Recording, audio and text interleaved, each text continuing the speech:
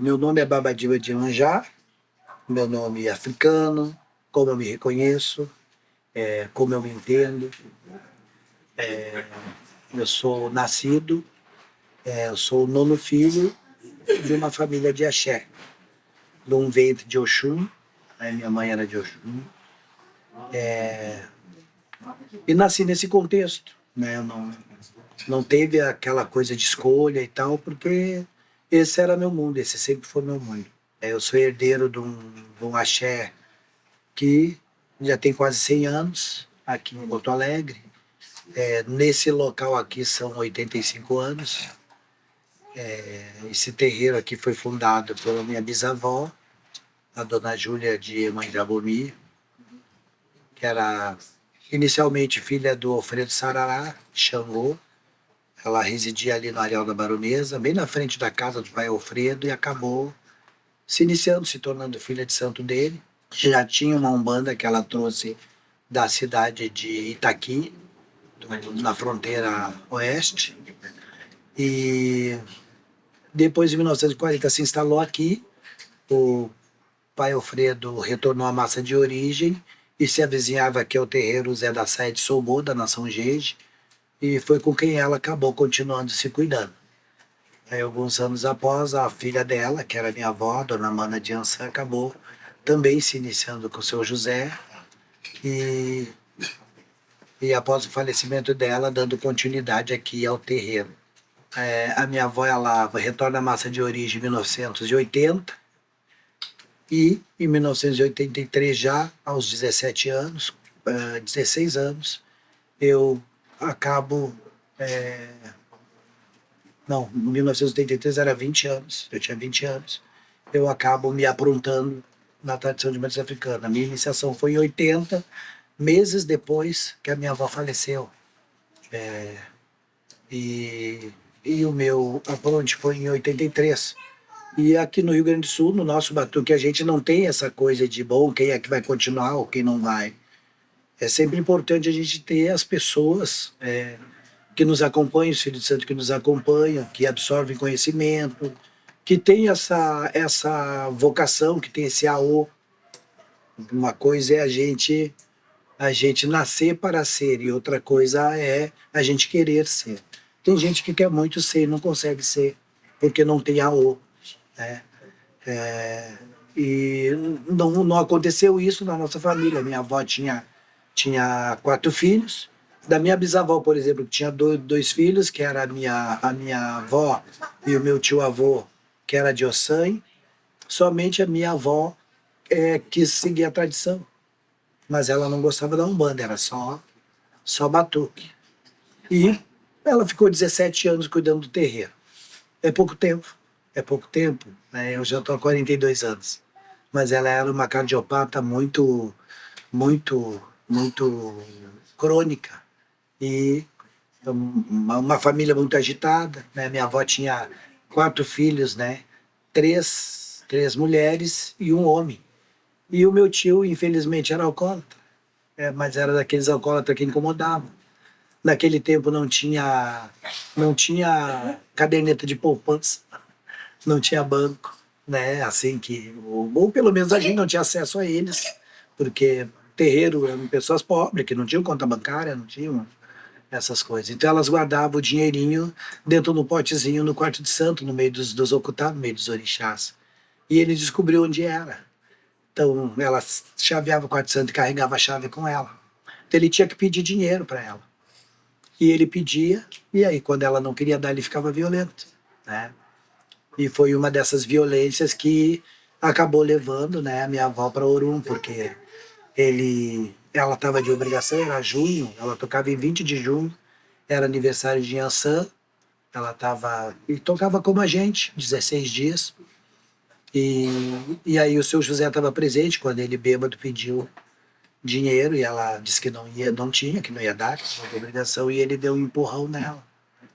E aí o seu José ficou muito brabo, abriu o quarto de santo e disse: a Yansan tem que responder por isso. E a Yansan se manifestou e foi na porta, veio na porta do quarto de santo e disse: não, é a última vez que vai acontecer isso, porque eu vou levar minha filha para morar comigo. e disse para ele: tu vai aprender em bem pouco tempo o valor de uma mãe. Tu vai chorar muito a falta dela. E eu te dou 3 anos, eu dou 3 anos para ti vir morar com eles. E foi embora. Depois disso, misericórdia, mesa, e minha mãe releva, não sei o quê. Não teve conversa em Ansan. Decretou, era junho, era final de junho, né? Já quase no término da obrigação, que terminava no início de julho. No dia 16 de agosto, ela teve um infarto num batuque, lá em Canoas, como ela queria. Ela disse que que ia morrer em batuque, ela amava o batuque. E num batuque em Canoas, ela teve um infarto fulminante na reza do Sobor e caiu de bruços já sem vida. E em seguida que ela faleceu, aí o terreiro aqui ficou sem nada, sem orixá, sem ela-orixá, porque a minha tia Seadite, que morava aqui do lado, levou os orixás dela para casa e passou a ter o terreiro dela. A minha mãe não tinha, na época, os assentamentos dela tinham incendiado no incêndio que teve no terreiro de São José, do Zé da Saia, e aí a obrigação dela toda incendiou. E a minha mãe Otília, que era filha dela também biológica, tinha os seus orixás lá em Viamão, lá no terreiro de onde eu me origino. Então, aqui ficou descoberto. E aí a minha mãe era a única que não tinha onde morar, veio morar na casa da minha avó, então que deixou de ser terreiro na época. E aí esse meu tio acabou 3 meses depois, né, sendo diagnosticado com câncer de pulmão. Ele acabou tendo que tirou a metade do pulmão, aí se recuperou, ficou bem, ficou saudável, parou de beber, era uma pessoa maravilhosa para lidar sem a bebida, mas depois recaiu. E aí ele bebia e se ajoelhava na escada e dizia: mãe, como tu me faz falta. Me perdoa, minha mãe, por tudo que eu te fiz. Me perdoa. Eu errei muito, mas foi um decreto que a aliança fez. No dia 16 de agosto, né, de 1983, exatamente 3 anos depois, ele retornou à massa de origem numa segunda cirurgia que ele teve que fazer do pulmão, porque o câncer acabou voltando e aí ele retornou também à massa de origem. Então ficaram as 3 filhas. A minha mãe era de Oxumpandá, era uma menina e morreu uma menina, morreu com 70 anos, mas era uma menina, era uma pessoa muito feliz. E quando falava em ela ser mãe de santo, ela dava muita risada. Ela não cuida nem de mim. Mas era uma pessoa apaixonada pela vida. Acho que foi embora cedo, né? Mas os orixás que sabem. E a minha tia Seadite foi muito antes dela, porque a minha tia Seadite era muito gorda.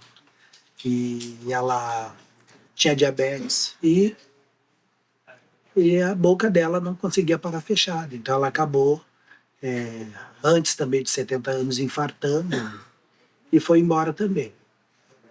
E eu morando aqui com a minha mãe. Eu morava com a minha mãe Otília, morei 8 anos com ela, fui praticamente criado por ela. E aí escolhi ela, depois que vim embora de lá em 80, quando a minha avó faleceu, eu vim morar de novo com a minha mãe. Mas escolhi ela para ser minha Iemanjá. Poderia ter escolhido Seu José, Zé da Saia, né? Mas escolhi a mãe Otília, que foi a pessoa que me criou, que me ensinou a ser gente. E aí, em dezembro então, de 1980, eu me inicio, 6 meses praticamente depois que a minha avó retorna à massa de origem. Em 1982, eu fiz meu primeiro bori de 4 pés. Em 83, então, eu faço os assentamentos de Iemanjá. E aí, em 84, começam uns delírios, muitos sonhos, eu não conseguia dormir. E Iemanjá dizia que queria vir para casa. E a mãe Otília não aceitava, porque 1 ano de assentamento, menos de 2 anos. Esse guri não sabe nada, vai levar os santos para casa para quê?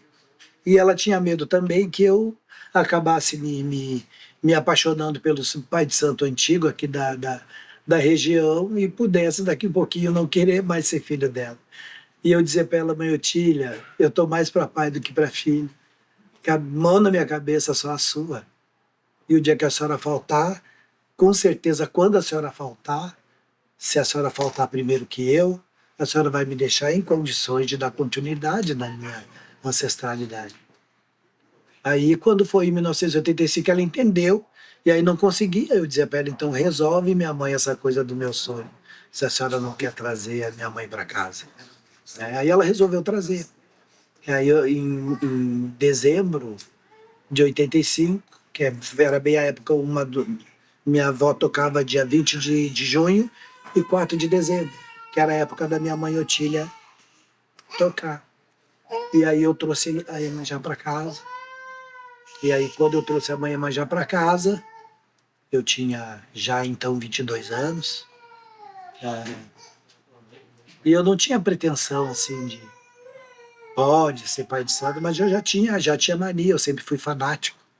Então, quando a mãe Iemanjá estava lá na mãe Otília, eu já tinha os filhos de santo, já tinha, já tinha lavado umas cabeças, que era a Dina, a Mubó e a Ana. Né? E aí, quando Iemanjá veio para casa, aí vem a Nenê, que era filha de santo da minha avó, e aí começaram a Yara, que era de Urumilaia, que era aqui do lado, era uma antiga filha de santo da minha avó, começaram a se achegar. E isso começou a me dar uma certa responsabilidade. Eu comecei a pensar, meu Deus, será? Será que eu vou ser pai de santo mesmo, né? Porque eu tinha 22 anos, eu queria namorar, eu queria ir pra balada, né? Mas você sabe que em 85 ainda as dificuldades eram muitas, né? Eram muitas. A gente ainda estava saindo do regime militar, né? Saindo da ditadura militar. Eu me lembro que em 1984 teve a festa da mudança no centro de Porto Alegre e eu não me interessava muito pela questão política. Eu saí do meu trabalho, que era na Zona Norte, e passei pelo centro, aquele monte de coisa, mas tinha uma coisa muito interessante. A Coca-Cola estava dando chopp praticamente por hoje, eu diria que R$ 1. É por aqui que eu vou ficar, né? Mas eu não pude deixar de prestar atenção que estavam mudando, estava deixando de ser regime militar para passar para colégio eleitoral. Foi quando se elegeu Tancredo Neves. E aí tinha um telão ali na frente da prefeitura, muita gente bebendo, comemorando, e eu comecei a pensar, gente, estão decidindo a nossa vida aqui e, e o nosso povo está na periferia e não está nem inteirado do que está acontecendo, do contexto político do nosso país. Vão decidir quem trabalha, quem não trabalha, quanta gente vai ganhar, como é que o nosso país vai ser governado. E ali, né, eu me despertei. Gente, onde é que está o nosso direito, né? Ainda já era babalorixá, mas ainda não tinha assumido essa consciência coletiva, sabe, de cuidado, de direitos dos nossos, nada disso. Mas é um fato importante da história. Quando eu trago Iemanjá, a nossa casa era a casa que era da minha avó era viúva, era aposentada, foi doméstica, empregada doméstica, e, e ela adorava um brigadiano, ela se lambia por um brigadiano. Então, o meu avô era brigadiano, né? Que era o vô João Pedro. E ela, por isso que ela morava aqui, por isso que aqui adquiriram aqui essa propriedade na época, em 1940, que era a zona da Brigada Militar, né? E a casinha dela, então, era uma casinha de madeira, que estava muito velha. Foi a casinha de sempre. Como ela era viúva, não pretendia ter mais ninguém há muitos anos, então a casa dela era o salão, onde ela mantinha, era um salão de 25 metros quadrados, onde ela mantinha ali uma cama de meio casal que ela dormia bem, sempre limpinha, cheirosinha, um roupeirinho onde ela guardava a roupa dela, tinha um sofazinho para ela receber as visitas, o quarto de santo, né, onde ela guardava as coisinhas, né, mais preciosas dela, inclusive aquela caixinha de dinheiro, e a cozinha, que era a cozinha dela, mas também cozinha do santo, tinha um porãozinho que quando tinha batuque, as pessoas despenavam as aves. Mas era uma casa velha, muito velha. Se os cupim fossem embora, a gente estava na rua.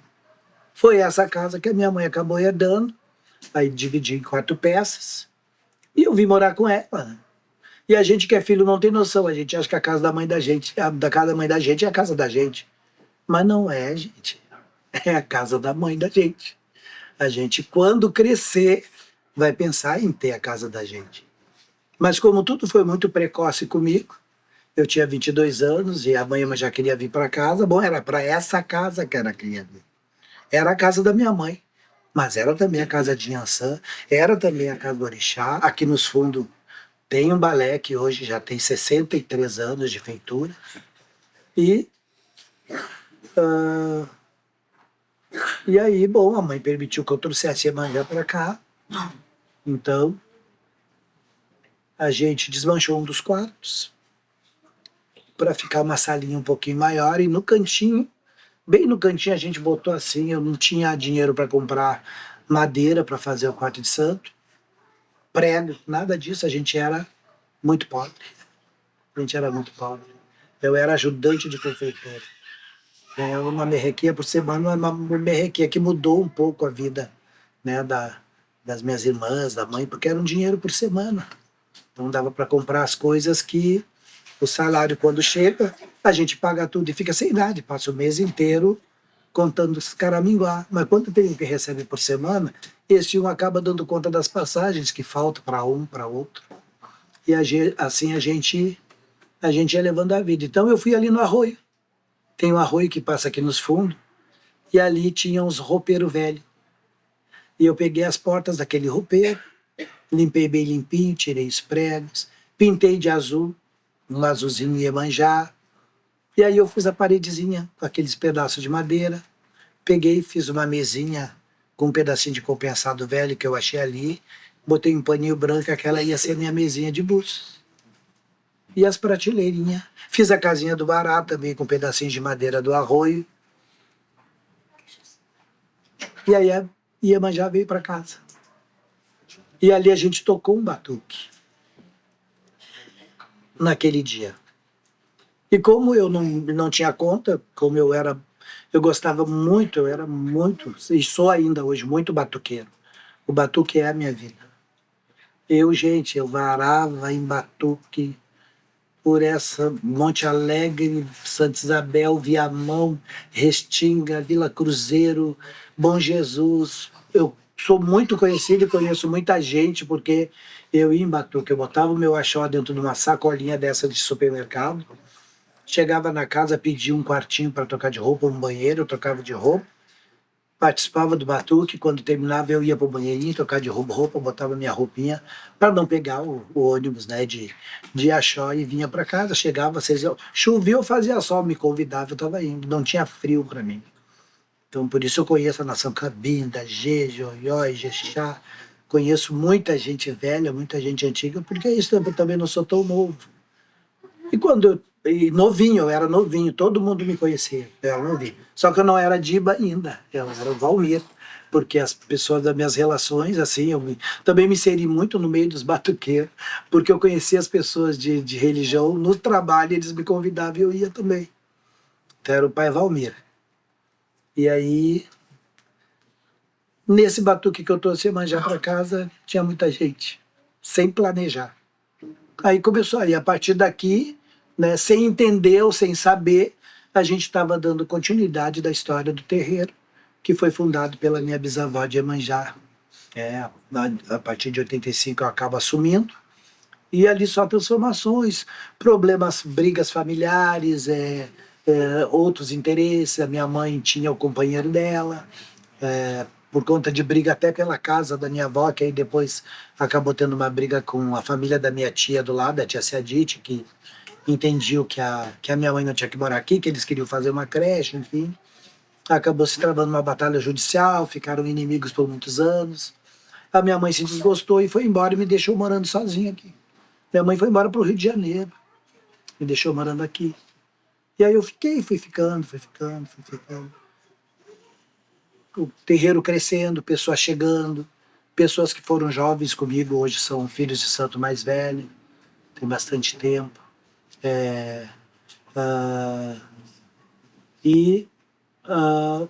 Eu acabei ficando, morando na casa. Aí quando a minha mãe adoeceu, ela se preocupou, ela disse, olha, vocês são 11 irmãos, o dia que eu morrer, eles vão vir aqui, vão te tirar daqui, vão querer a parte deles, né?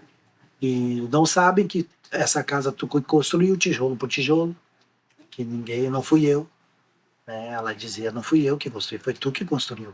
O terreno é meu, mas a casa é tua. Eu disse, mãe, se eu não tenho um tostão, se me virar de perna para cima, não vai cair uma moeda. Mas se é dos orixás, eles vão dar jeito. E aí eu tinha um escritório contábil, e tinha muitos clientes, enfim, muita gente da cultura. Aí chegou um rapaz que trabalhava com teatro de boneco e disse assim, Baba, eu gosto muito do trabalho social que o senhor faz no seu terreiro. Então, eu aprovei um projeto e prometi que se eu aprovasse, todo o rendimento de bilheteria eu vou doar para o seu terreiro. Para o senhor fazer o que quiser. E eu, tá bom, que bacana, eu gostava muito dele, Paulo Balardim, bonequeiro. E aí eu, tá bom, que legal. Dei bala, muita gente prometeu tanta coisa, nunca me deu nada, né? Passaram-se os meses, um dia chegou o Paulo Balardim lá. Oi, Baba, vim aqui. Tava sumido, né? Pois é, eu tava fazendo a itinerância pelo Brasil, do espetáculo e tal. E agora vim aqui cumprir com a minha promessa. Eu, que promessa, Paulo? Ué, eu disse que ia doar todo o dinheiro da bilheteria pro seu trabalho. O senhor sabe, né? A bilheteria também não era tipo R$1,99, né? Mas deu um bom dinheirinho. E eu lhe confesso que eu até precisei, botei a mão numa partezinha aí pequena. Mas aqui, ó, é o que eu estou doando. Aí me deu um cheque. O cheque era R$8.888. Gente, era bastante dinheiro. Para mim, que não tinha nada. Era bastante dinheiro, mas não era o suficiente, por exemplo, para comprar aqui. A avaliação aqui estava em 40 mil. Mas o curioso é que eu botei o cheque dele na gaveta. Esse cheque ficou uma semana na minha gaveta, aí me veio o Robertinho. O Robertinho, ele era dono de uma locadora de veículos, também era meu cliente, e disse assim para mim, Valmir, tem um negócio da China para ti. Tá lá. Tem uma carta de consórcio contemplada de 40 mil. Né? Se tu me der 7 mil, a carta é tua. É de imóveis a carta, é mesmo. E a Caixa, ela financia, por exemplo, um terreno que tem já uma casa em cima, financia. E foi assim que eu me tornei dono daqui. Com uma carta contemplada de consórcio, que eu fiquei pagando depois por mais 6 anos. E aí o dia que a minha mãe faleceu, 2, 3 meses depois, o meu irmão mais velho veio conversar comigo para perguntar quando é que eu ia sair da casa, se eu achava que eu era o único herdeiro. E aí eu disse, tem uma parte da história que tu não sabe mesmo. 6 anos antes da minha mãe falecer, da nossa mãe falecer, ela se sentiu doente e resolveu vender para mim. Então ela vendeu para mim o terreno, porque tu mesmo, meu irmão, sabe que a casa fui eu que construí. Todas as vezes que tu veio aqui, enquanto pedreiro eu construí, tu fazia de graça, porque casa de mãe a gente não cobra. Não, eu cobrava. Quem é que te pagava? Não era tu. Quem é que comprava o material? Era tu. Então, tu sabe que a casa sempre foi minha. E eu fiz benfeitoria, tudo bem, na propriedade que era coletiva. Mas a minha mãe vendeu. Então, se tu aí quer saber por que ela não dividiu o dinheiro da venda com vocês, aí, bom, tu vai ter que ir numa centro espírita para falar com ela. Né? E porque a preocupação da mãe era isso, a casa não é minha, não é tua, a casa é dos orixás. Essa propriedade é dos orixás. Imagina, minha mãe morreu em 2011. 2011.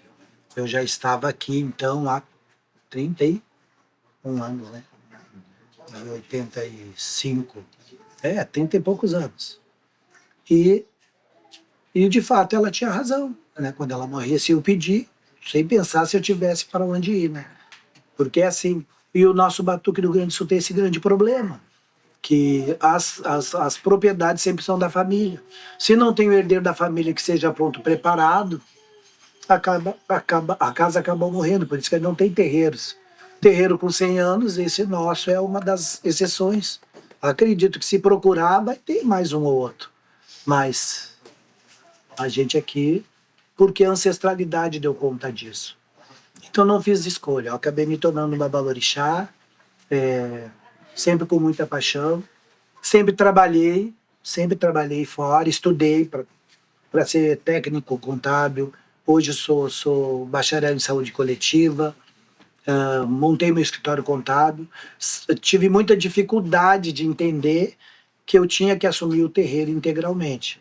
Então, a partir do falecimento da minha mãe, eu trouxe o escritório contábil para casa e a mãe já começou a afugentar meus clientes todos contábeis. E com a pandemia, eu acabei, então, passando meus clientes contábeis para a Lu, que é filha do pai Gelson, que era minha secretária aqui. E aí passei a assumir o terreiro hoje integralmente. Hoje eu sou só babalorixá. E, gente, eu bato a cabeça aqui e digo para minha mãe, eu fui burro tantos anos.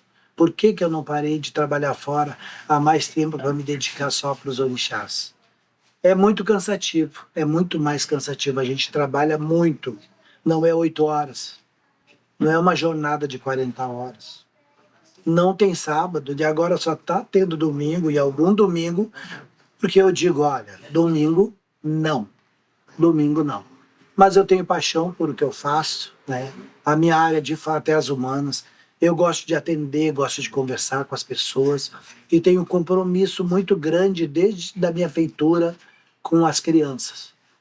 Porque na minha mesa de beijo, a minha mãe tinha ido embora para o Rio, levado meus irmãos, tudo, meus sobrinhos. Então, na mesa de beijo, levantação do assentamento da minha mãe, eu tinha 3 crianças para a mesa. Porque ela lá em Viamão, ela longe, era ruim de chegar lá, era muito ruim, não era como é hoje. Hoje, em meia hora, 20 minutos, a gente está em Viamão, não era assim. E a mesa a gente tem que botar uma adolescente para fechar 4.